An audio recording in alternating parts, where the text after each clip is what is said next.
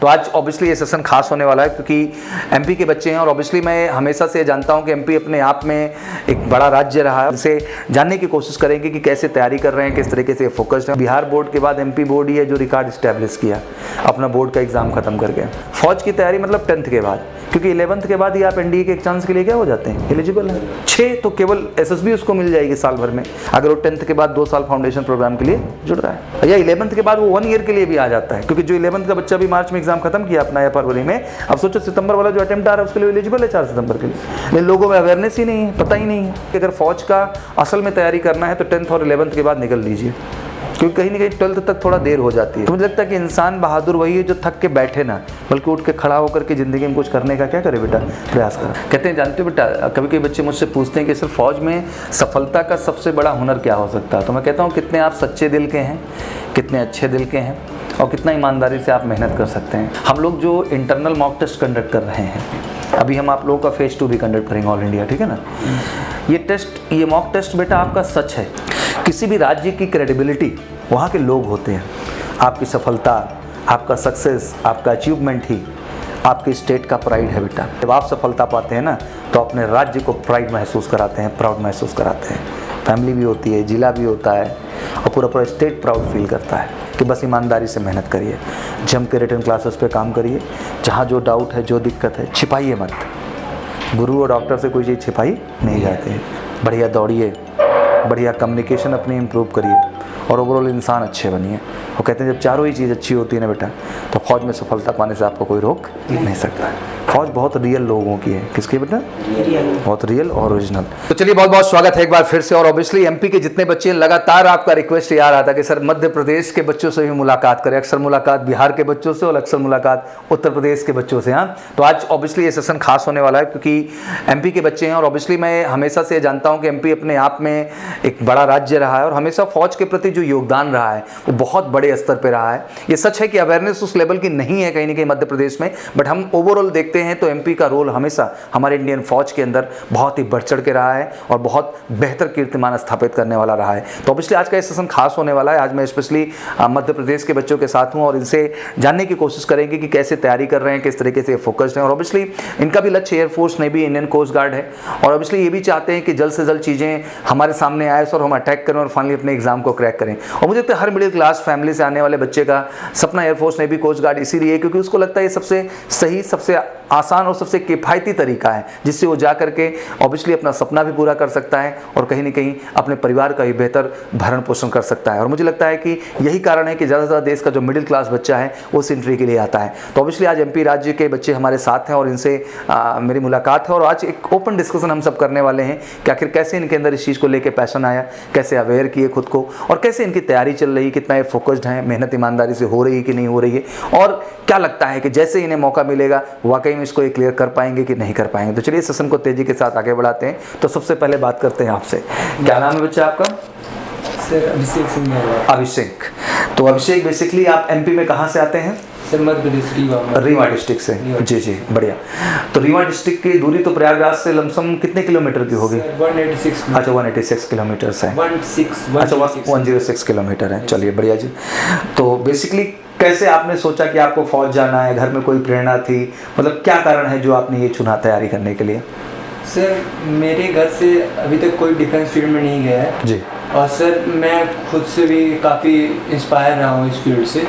तो सर मैं देखते आया हूँ कि जो हमारी फ़ौज है सर वो किस तरह हमारे देश के लिए सर्व करती है अपनी पूरी निष्ठा से। वेरी गुड सर, इसलिए मैं यहाँ फौज में जाना चाहता था और सर मैं एमकेसी को बहुत दिन से जानता हूँ जी। 2000 मैं जब 8th क्लास में तब से कनेक्टेड हुआ। अच्छा, मेरी कोशिश हमेशा ये रही भी है कि मैं देश में फ़ौज के प्रति एक अवेयरनेस ले आऊँ and I feel proud on this कि बहुत प्यार मिला है आप सबका बच्चा और हम वो चीज़ करने में कामयाब हो गए जो चीज़ हम करना चाहते थे, क्योंकि इतना फौज को लेकर अवेयरनेस नहीं था कहीं ना कहीं, बट ये है कि सबका प्यार मिलता गया, सपोर्ट मिलता गया और अवेयरनेस होती क्या हुई, चली गई। तैयारी कैसी चल रही है बच्चा आपके?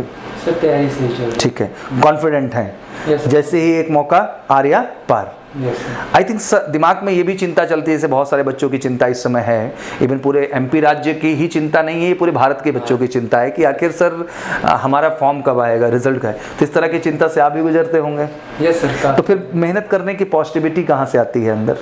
सर एयरफोर्स के रिजल्ट के अलावा सर का और सारे रिजल्ट आ चुके हैं सर। जी। इंडियन कोस्ट गार्ड का पेपर है इसी 30 तारीख को। जी बिल्कुल।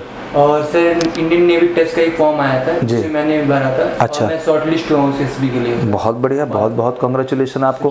तो 10+2 नेवी बीटेक के लिए भी आप सेलेक्ट हैं, सर मैं बीटेक के लिए select हूँ। बहुत बढ़िया। और सर अभी आपका इंडियन नेवी एमआर का फॉर्म आ चुका है। जी बिल्कुल। मैंने सीआईएसएफ और सीएसएल का ही फॉर्म भरा है। उसका भी फॉर्म भरा है, Yes, sir. मतलब आपने अपॉर्चुनिटीज क्रिएट कर रखी Yes, sir. हैं, जहां मौका मिला वहीं हिट करेंगे। Yes sir. मुझे लगता है ज़िंदगी का मतलब यही होता है बच्चा, इंसान को कभी रुकना और थकना नहीं चाहिए, उसको बढ़ते रहना चाहिए। और आप अपने आप में उस चीज़ को एक स्ट्रॉन्ग प्रेरणा दे रहे हैं जो ज़रूरी है। आई थिंक ये सारे मध्य प्रदेश के बच्चों के लिए, क्योंकि बच्चे लगातार वहाँ से भी ये क्वेश्चन उठाते रहते हैं मेरे से, सर कि वो प्रेरणा और वो मोटिवेशन चाहिए कि जिससे हम अपनी मेहनत को क्या कर सकें। तो मुझे लगता है कि इंसान बहादुर वही है जो थक के बैठे ना, बल्कि उठ के खड़ा होकर के ज़िंदगी में कुछ करने का क्या करे बेटा, प्रयास करें। क्योंकि हाथ में हाथ रख के कुछ होने वाला नहीं है। अल्टीमेट आपकी तैयारी ही आपके सफलता का क्या बनेगी, कारण बनेगी। चलिए, thank you so much for such an line बच्चा। Next to you. आपका क्या नाम है भैया? सर मेरा नाम सचिन द्विवेदी है। सचिन, आप कहाँ से आते हैं सचिन? सर मैं रीवा मध्य प्रदेश से आता हूँ। अच्छा, मध्य प्रदेश से आप भी आते हैं, मतलब रीवा डिस्ट्रिक्ट से। Yes, तो आप एक दूसरे को जानते हैं? सर अभी मिले। अच्छा, अभी ये सही है कि सर हम अभी मुलाकात हुई हमारी इनसे। हाँ, I was sitting with the lot of candidate. अभी मैं इसके पहले बैठा था तो एफकैट के बच्चे जितने सेलेक्टेड हैं Yes, sir. तो सब एसएसबी की तैयारी कर रहे हैं, तो उसमें काफ़ी प्रयागराज के थे। तो मैंने कहा भाई एक दूसरे को जानते हो?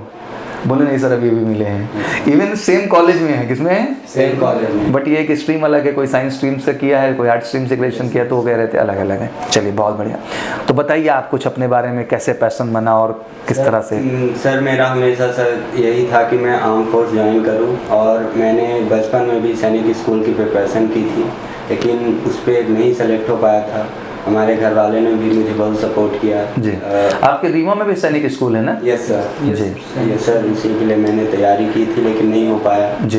तो अब सोचा, मेरे घर वालों ने भी बोला कि अगर तुम्हारा मन है तो तुम आर्म फोर्स ज्वाइन करो। और ठीक है। सर मुझे वहाँ उनका स्टेमिना अच्छा लगता है सर, उनके काम करने का पैशन जो है वो अच्छा लगता है सर, इसलिए मैं आर्मी ज्वाइन करना चाहता हूँ सर। और बिल्कुल आप ज्वाइन करेंगे बेटा। आपके अंदर कहते हैं, जानते हो बेटा, कभी कभी बच्चे मुझसे पूछते हैं कि सर फौज में सफलता का सबसे बड़ा हुनर क्या हो सकता है? तो मैं कहता हूँ कितने आप सच्चे दिल के हैं, कितने अच्छे दिल के हैं, और कितना ईमानदारी से आप मेहनत कर सकते हैं। क्योंकि बेटा मेहनत का इस दुनिया में कोई अल्टरनेटिव नहीं है।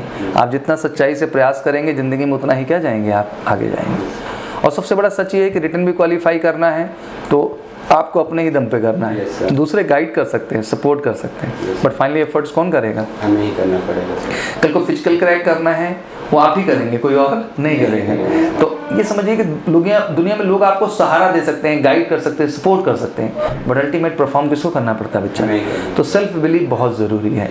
तो फैमिली कोई बैकग्राउंड रहा है फौज का कभी? सर फैमिली में कोई नहीं, हमारे फूफा जी थे। जी। जी सर, तो मैं उनसे इंस्पायर्ड हूँ, और हमारे भैया भी थे। अच्छा। भी इंस्पायर्ड हूँ। तो उन लोगों ने आपको गाइड किया। Yes, sir. अच्छा, एक चीज़ और मानसिकता थोड़ी सी है, जिस तरीके हम लोग अक्सर बात करते हैं कि बिहार में कई जिले ऐसे हैं जो बहुत पिछड़े आते हैं। Yes. तो एमपी में भी उन जिलों का नाम आ जाता है। Yes. उसमें कहीं ना कहीं रीवा जिला भी नॉमिनेट हो जाता Yes, sir, yes, है sir. कि मतलब उतना ज़्यादा डेवलपमेंट नहीं है, Yes, sir. एग्रीकल्चर भी उतना अच्छा नहीं है, पहाड़ी एरिया है। Yes, sir. तो इस वजह से जो वहाँ की फैमिलीज हैं वो बहुत कह लीजिए अच्छे क्लास की नहीं हो पाती हैं। Yes. क्योंकि बहुत स्ट्रगल है ज़िंदगी में। Yes. तो किस तरह का माहौल रहा है जहाँ आप पढ़ाई की है, किस तरह से चीज़ें रही? सर जहाँ हमने पढ़ाई की है, हम बहुत नीचे से आते हैं। हम ये नहीं कहते हैं कि एकदम से नीचे से आते, पर लेकिन है ऐसा है कि लोअर मिडिल क्लास फैमिली से sir. Lower middle class family से हैं जी। और घर में भी परेशानियाँ रहती हैं, जी। वो हमें देखना पड़ता है सर। बिल्कुल। और उन सबको देखते हुए हमें सर आगे बढ़ना होता है। और मुझे लगता है बेटा ना, इस चीज़ को कभी अपनी कमजोरी मत बनाना, इस चीज़ को हमेशा अपनी ताकत बनाना। Yes, sir. और आप बहादुर हो तभी यहाँ हो, Yes, sir. और आगे भी अपनी इस बहादुरी को बनाए रखना है आपको बेटा, और यही आपकी सफलता का क्या बनेगा, कारण बनेगा। चलिए, थैंक यू सो मच जी। आपका क्या नाम है बच्चा? सर दर्शित केसरवानी। दशरथ, दर्शित केसरवानी। दर्शित यस सर। और केसरवानी। वैसे जातिगत बातें नहीं करनी चाहिए, लेकिन कहा जाता है कि आपको परमिशन कैसे मिल गई फौज की तैयारी की? सर भैया के कुछ बचपन से मन था। अच्छा, भैया क्या करते हैं आपके? भैया भी बिजनेस में ही। हम समझ गए, आपको बिजनेस में ना बेच के भैया का ही सपोर्ट है Yes, अल्टीमेट। भैया का। तो भैया ने सपोर्ट किया कि आप जाइए फौज Yes, के लिए। तो आपका भी जज्बा है कि केवल भैया का सपोर्ट है? दोनों लोग कह सकते हैं। अच्छा, क्योंकि देखो एक बात समझ लो, हम लोग जो इंटरनल मॉक टेस्ट कंडक्ट कर रहे हैं, अभी हम आप लोगों का फेज 2 भी कंडक्ट करेंगे ऑल इंडिया, ठीक है ना? ये टेस्ट, ये मॉक टेस्ट बेटा आपका सच है जो हम आपके सामने ले आ रहे हैं, और इस सच को कबूलना। इसीलिए अब मैंने एयरफोर्स का मॉक टेस्ट डेट अलग रख दिया, नेवी का अलग रख दिया, एनडीए का अलग रख दिया, और इंडियन कोस्ट गार्ड का अलग रख दिया। क्यों?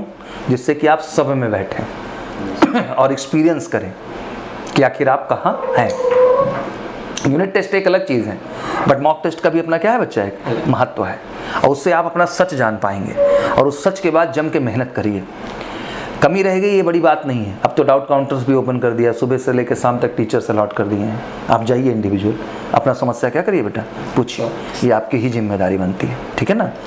और किसी को ये मत समझना कि आपकी सफलता के पीछे कोई और कारण होगा, स्वयं आप कारण होंगे। तो इसलिए आपको ख्याल रखना है कि अपने एफर्ट्स को बढ़ाना है। Yes, और बच्चे मुझसे पूछ रहे थे मोटिवेशन का कारण क्या हो सकता है सर, तो मैंने साफ साफ कहा कि भैया देखो, मॉक टेस्ट हमारा कराने का वजह ही यही है ऑल इंडिया, जिससे आप होश में आए और समझ पाए हम कहाँ हैं, और फिर जो सच्चाई पता चलेगी तो आप मेहनत करने की क्षमता आपके अंदर क्या होगी, बढ़ेगी। जंग लड़ना है, इसमें बिल्कुल ज़रूरी है जंग लड़ना, लेकिन जंग लड़ने से पहले जंग की तैयारी का भी होना ज़रूरी है। नहीं पता चला कि पहुँचते के साथ मारे गए तो फायदा क्या हुआ भैया? तो बेटा पूरी तैयारी के साथ जंग में उतरना है, ठीक है ना? क्या नाम है बच्चा आपका? सर शिवम नाम जो नाम। शिवम, कहाँ से बेटा है आप? सर चाकघाट में मध्य प्रदेश। चाकघाट। तो क्यों जाना है फौज में?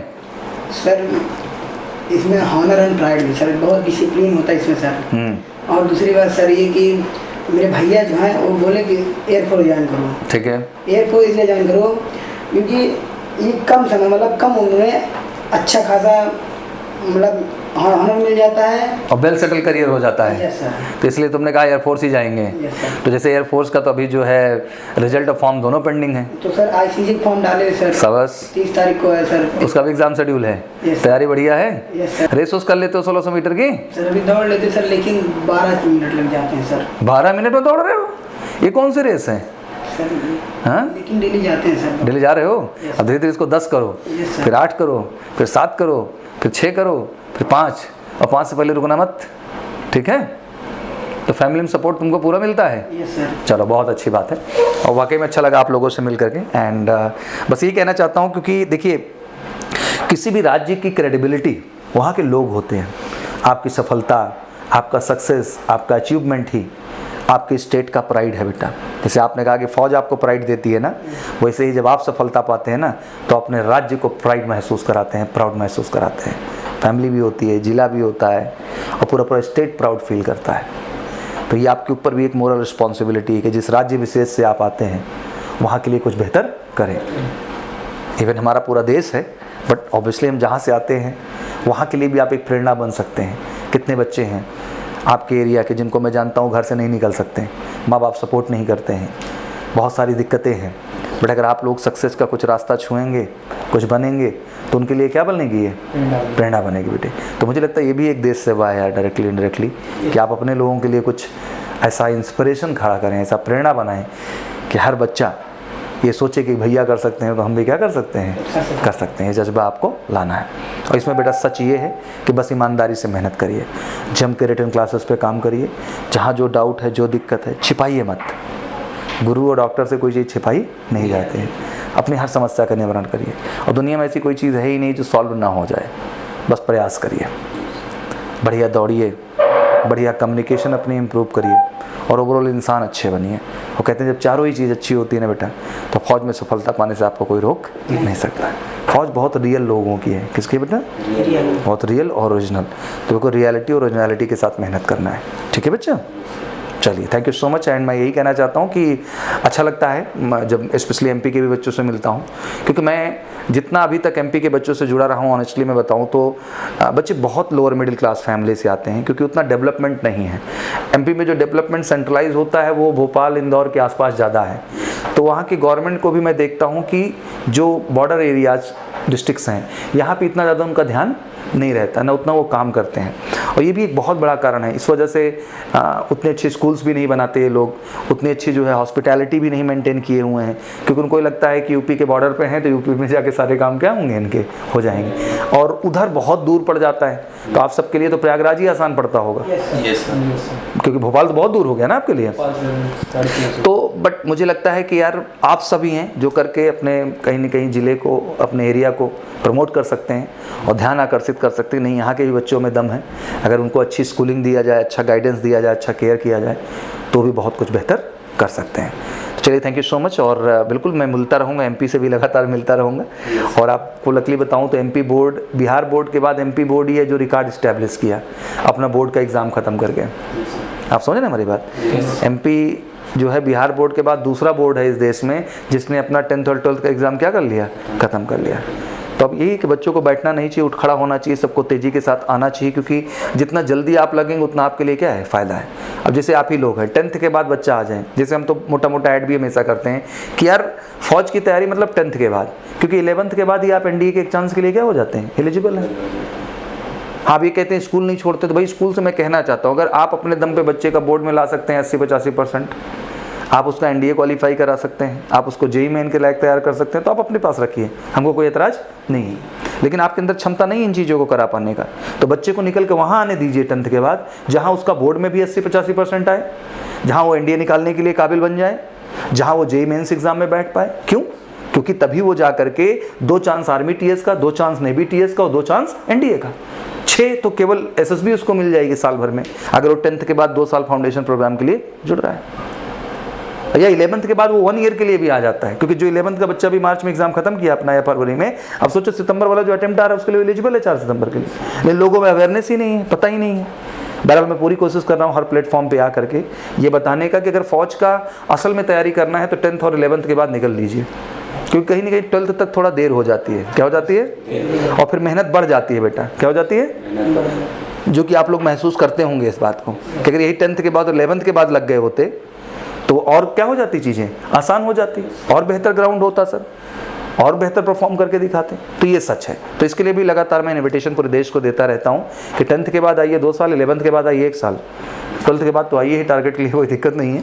बट जो है ये भी आपके लिए एक बेहतर ऑप्शन है जिससे जुड़ के आप अपना करियर बेहतर कर सकते हैं। तो again nice discussion with you, and ईश्वर करें जो आपका इंडियन कोस्ट गार्ड का एग्ज़ाम है उसमें आप लोग जाएँ, बेहतर करें, और हमारे इस एक ही बार में एक एग्ज़ाम क्या हो जाए, क्रैक हो जाए। ठीक है ना? तो wish you all good luck and जय हिंद, जय भारत।